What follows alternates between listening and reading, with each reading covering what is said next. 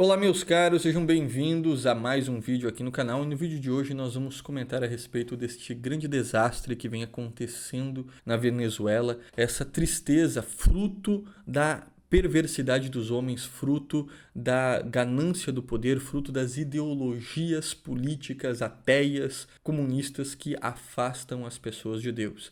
E muitas vezes nós olhamos para estes eventos e nos perguntamos: onde está Deus? O que Deus está fazendo? Por que Deus não intervém na história? E nós não entendemos o porquê que os motivos destes eventos que ocorrem, por que eles ocorrem. Então o objetivo do vídeo de hoje é falar um pouco sobre a história da Venezuela, mas não uma história política, uma história econômica, para nós analisarmos os critérios sociais de como a Venezuela ela era melhor no tempo antes do comunismo, que o comunismo destruiu. Não, porque a Venezuela ela já tinha problemas gigantescos antes do próprio comunismo. E o pior problema da Venezuela não é o comunismo, foi algo que gerou o comunismo, um problema espiritual, que nós só conseguimos observar quando nós olhamos para a história a partir da ação de Deus dentro dela, a ação da providência divina. Nós só conseguimos ver isso, ter essa observação espiritual da história quando nós observamos à luz da teologia da história. E é exatamente isso que você vem aprender aqui no canal, a olhar para os fatos históricos, não com essa visão apenas meramente política e econômica, mas com uma visão da ação de Deus dentro da história. Bom, vamos lá. Como que a Venezuela ela surge? Como que a Venezuela ela nasceu? A Venezuela ela foi descoberta em 1498 por Cristóvão Colombo, quando ele encontrou e chamou a região de Pequena Veneza. Então, Venezuela significa Pequena Veneza. E a partir daquele momento, inicia uma colonização e, ao mesmo tempo, uma evangelização, uma conversão dos povos indígenas que viviam ali naquela região, que faziam rituais antropofágicos, rituais de canibalismo, assim como também as tribos aqui no Brasil e em todo o continente americano. Da Patagônia ao Alasca, todos os povos indígenas que habitavam essa região tinham os mesmos rituais xamânicos, rituais antropofágicos, rituais de sacrifícios humanos e de canibalismo. Então, era uma verdadeira maldição que a América tinha e que será libertada pela história e pela aparição de Nossa Senhora de Guadalupe no México. Por isso que ela é a mãe, a intercessora de toda a América. E isso eu posso gravar num outro vídeo para vocês. Comentem aqui nos comentários.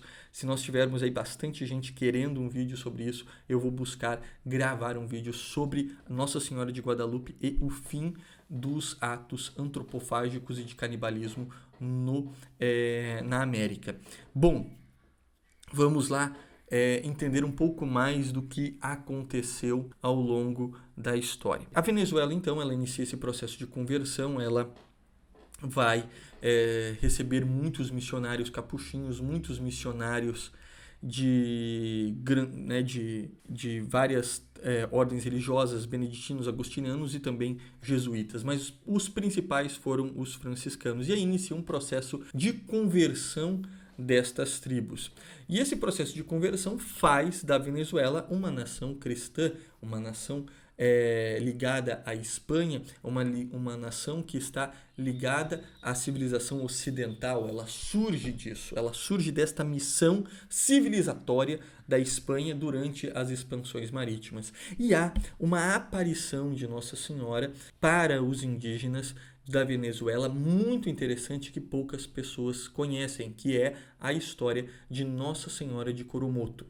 Por volta do ano de 1492, havia uma tribo que estava próximo de uma vila chamada Vila Espírito Santo.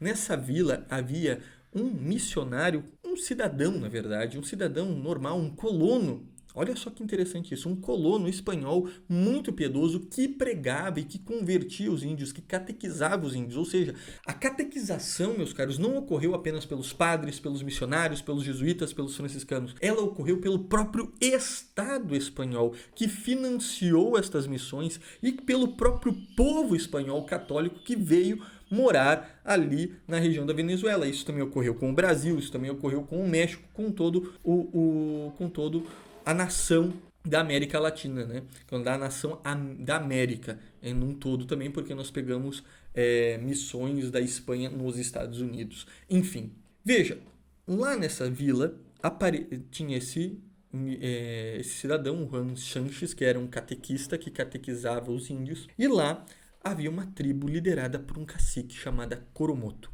Esse cacique, ele era muito irritado, muito bravo, ele não queria que o povo se convertesse. Ele não queria que os seus indígenas adotassem a fé cristã. Então ele decide fugir com a sua tribo para longe daquela vila. No entanto, quando eles estão a caminho, né, da selva para ir para, né, sumir em meio à selva, Nossa Senhora aparece num rio onde eles teriam que atravessar.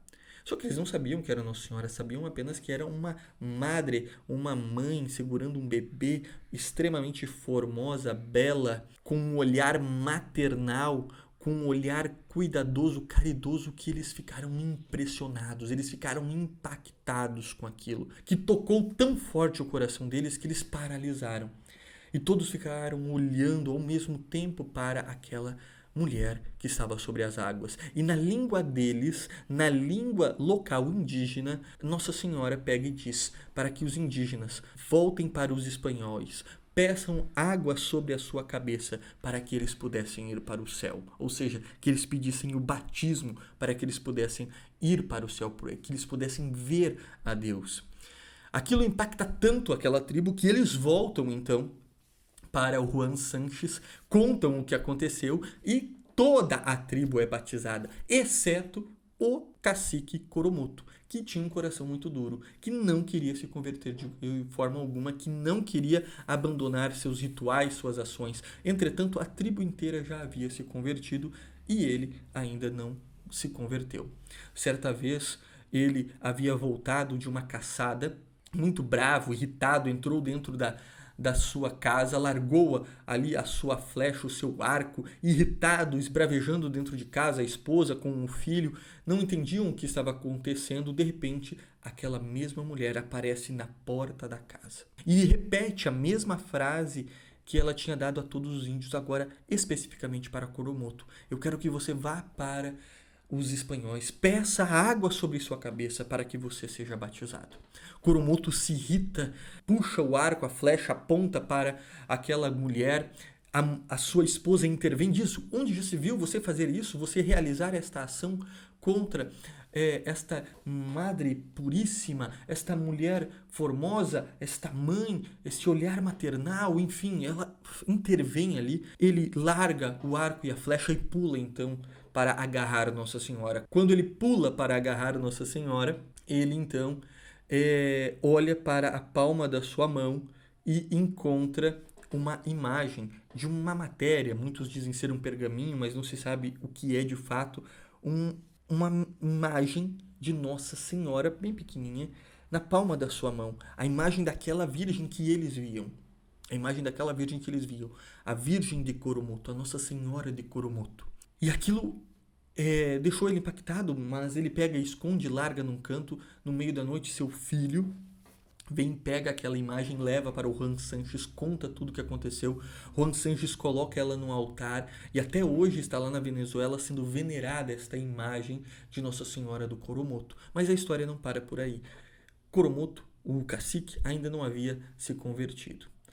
Ele então vai mais uma vez para a selva, agora querendo fugir e se afastar sozinho de toda a tribo, pois ele não aguentava mais que todos haviam se tornado cristãos. Então ele ia fugir, ia abandonar a família, abandonar a tribo, abandonar todo mundo. Quando então ele acaba sendo picado por uma cobra.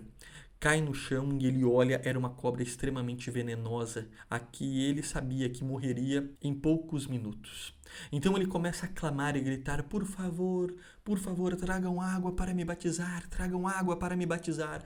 Entretanto, ele não estava próximo de um rio, não havia água, a tribo inteira vem, fica olhando, né, com aquela cara: agora já é tarde, né, meu filho, perdeu a chance. Quando de repente, de maneira milagrosa, aparece um cavaleiro espanhol, filho, né, de indígenas com espanhóis, entrega a ele um cantil de água. Este mesmo espanhol vai pegar, vai batizá-lo e ali ele vai morrer. Coromoto vai morrer dizendo para que aquele povo, aquela tribo, ela se converta sempre, que eles nunca abandonem o batismo, que eles nunca abandonem a fé, para que eles possam ir para o céu. Olha só que interessante essa aparição de Nossa Senhora e a mensagem que ela tem para a Venezuela hoje. Hoje. Porque, infelizmente, o que aconteceu na história moderna da Venezuela?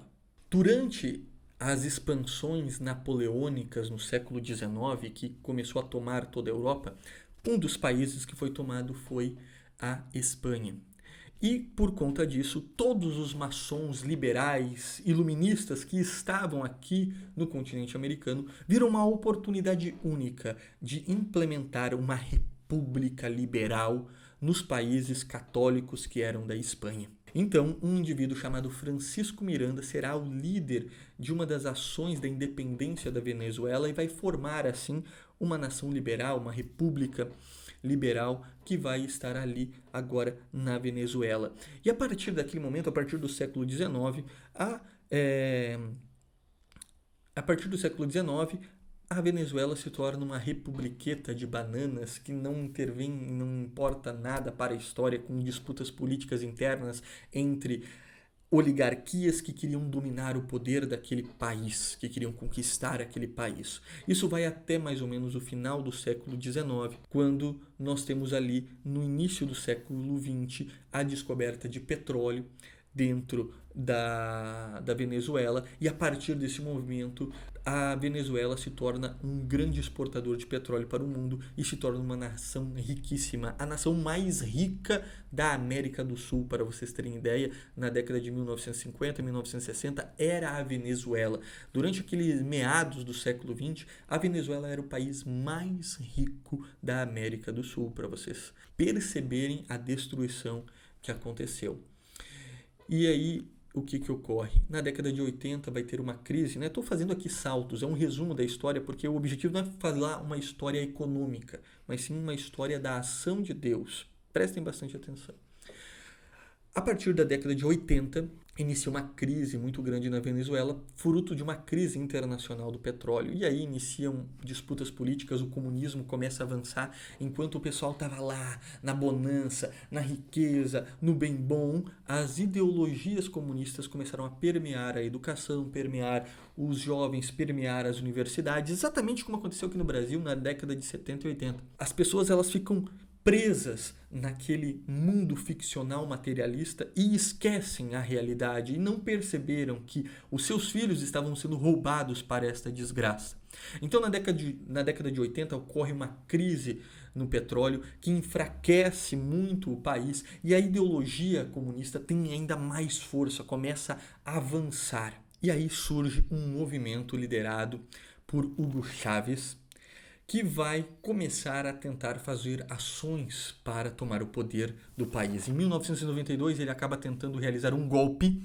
Entretanto, em 1998, o povo venezuelano se engana achando que aquele homem que poderia representar a volta da grandeza, da economia, do poder, do materialismo da Venezuela, pudesse levá-los, então, a um novo auge. Eles foram enganados, então, por este homem, Hugo Chávez, que é eleito em 1998, se torna presidente, e aí nós estamos até hoje com um regime comunista na Venezuela, com Maduro agora, né? Bom, perceba que a raiz do fato da Venezuela estar onde ela está nesse momento foi o afastamento dela como uma sociedade cristã.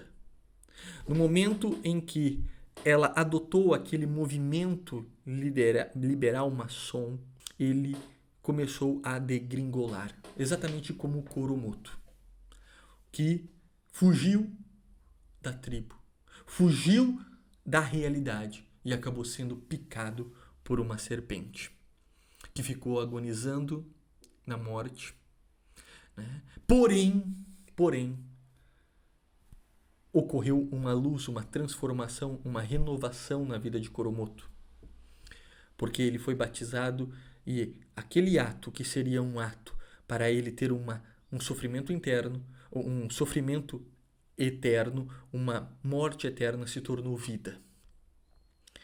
Então, a aparição de Nossa Senhora de Coromoto para a Venezuela é um chamado à confiança nela, um chamado à esperança, mas não uma esperança econômica, não uma esperança política, não uma esperança nos Estados Unidos. Os Estados Unidos precisa intervir na história, precisa vir na Venezuela, tirar o Maduro. Não, não é isso. A esperança não deve ser isso. A esperança deve ser Deus. A esperança deve ser a ação de Deus.